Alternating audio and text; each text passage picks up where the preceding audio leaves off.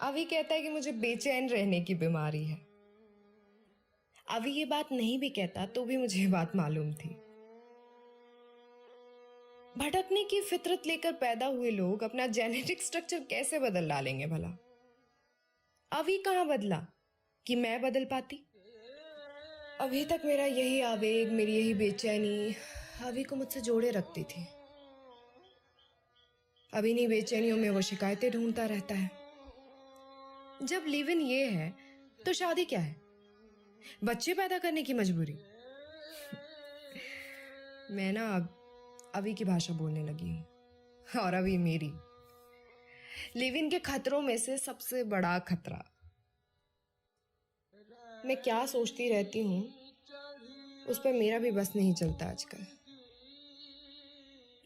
Banking का career शुरू होने से पहले खत्म होता से दिखता है। अभी के साथ भी कहां तक जाऊंगी ये भी नहीं मालूम। फिर चैन आए तो कैसे? कभी लगता है कि योगा इंस्ट्रक्टर बन जाऊं,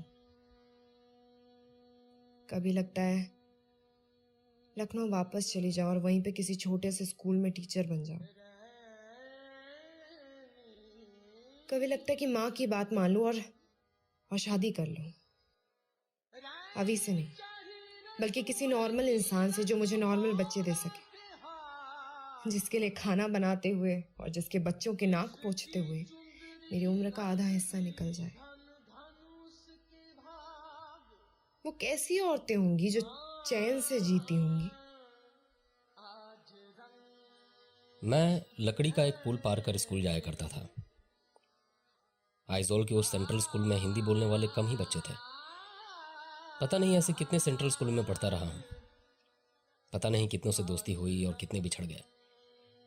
एक सरकारी मुलाजिम के बच्चे कभी किसी शहर के नहीं होते, किसी दोस्त किसी स्कूल के भी नहीं होते। और अगर वो सरकारी मुलाजिम अपने परिवार का भी ना हुआ हो तो उसके बच्चे का खुदा ही मालिक है। मैं बहुत सारे अजनबियों के साथ रहा हूं। सबने यही यकीन दिलाया कि जिससे भी खूब प्यार करोगे वो आपका हो जाएगा। मैंने दूसरों को प्यार करना खूब सीखा, दूसरों के रास्ते खुद को प्यार करना खूब सीखा। नार्सिसिस्ट हूं, दूसरों में अपना अक्स देखकर प्यार करता रहता हूं उसी को। जिस दिन दूसरों में अपना अक्स फीका पड़ने लगा उस दिन मैंने प्यार करना बंद कर दिया। इसलिए मैं किसी का नहीं बन सका कभी।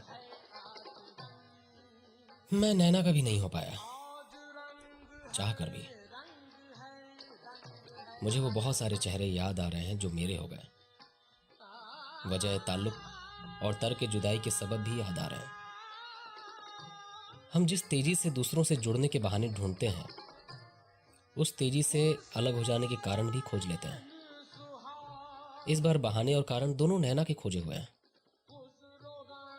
नैना मेरी कई सारी गलतियों का प्रायश्चित है। घर जा रही हूं आज। इससे पहले 1000 काम है निपटाने को। घर के, बाहर के, पैकिंग करनी है, बैंक का काम करना है, दोस्तों से किए झूठे वायदे निभाने हैं। मॉर्निंग वॉक छूट नहीं सकती और बैंक में आपके बदले कौन कराए काम। तमाम कोशिशों के बावजूद मैं डिसऑर्गेनाइज्ड ही बनी रहती हूँ। ये MBA के दिनों में टाइम मैनेजमेंट पर पढ़ी गई 1000 किताबें ना यहाँ मुंह चढ़ाती हैं। टाइम मैनेजमेंट तो फिर भी मुमकिन होगा, लेकिन माइंड मैनेजमेंट या फिर हार्ट मैनेजमेंट? नैना ने कहा था कि उसके चले जाने से क्या फर्क पड़ता है। रहने के लिए वो अपनी मर्जी से आई थी, जा भी वो अपनी मर्जी से रही है। नैना को वाकई इससे फर्क नहीं पड़ता कि उसका होना मुझे 1000 आफतों से बचा लिया करता था। उसके साथ जितनी सुबहों ने आंखें खोली शिकायतों से खाली रही। खिड़की पर जिस जगह बैठकर मैं डायरी लिख रही हूँ वहां से दूर पार्किंग लॉट में खड़ी किसी गाड़ी की विंड स्क्रीन पर नीम के सूखे पत्ते गिरे जा रहे हैं बेसाख्ता। मैं घर से निकला तो आवारगी और बेपरवाही में बिताए लम्हों से बुनी हुई चादर के नीचे पनाह ढूंढी।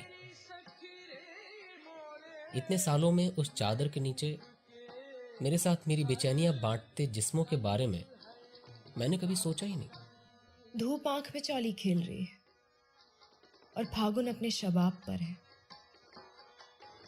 सामने दूर क्षितिज पर कुछ दिखता नहीं, एक अंतहीन सड़क दिखती है बस। नैना ने मुझे सोचना सिखाया था। मैं उसको जो सिखाने की कोशिश कर रहा था, शायद वो उसे पसंद नहीं आया।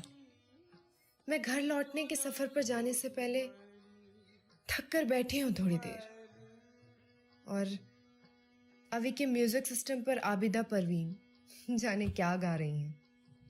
मुझे नैना को उसी दिन वापस उसके हॉस्टल छोड़ देना चाहिए था जिस दिन वो मेरे साथ रहने आई थी। ये करार के मुख्तसर लम्हों को याद करना दरअसल तूफान के आने से पहले की शांति है। वैसे हमारे और तुम्हारे बीच बेकरार बने रहने का ही करार था शायद अभी। हम दूर रहते तो शायद कुछ और महीनों के लिए करीबी बनाए रखते। अगर शादी दुनिया का सबसे वाहियात इंस्टीट्यूशनल है तो लिव इन रिश्तों के बर्बाद हो जाने की सबसे बड़ी वजह। मैं तुमसे लखनऊ की उस शताब्दी में मिली ही क्यों? सच, हमें वाकई लखनऊ की शताब्दी में नहीं मिलना चाहिए था।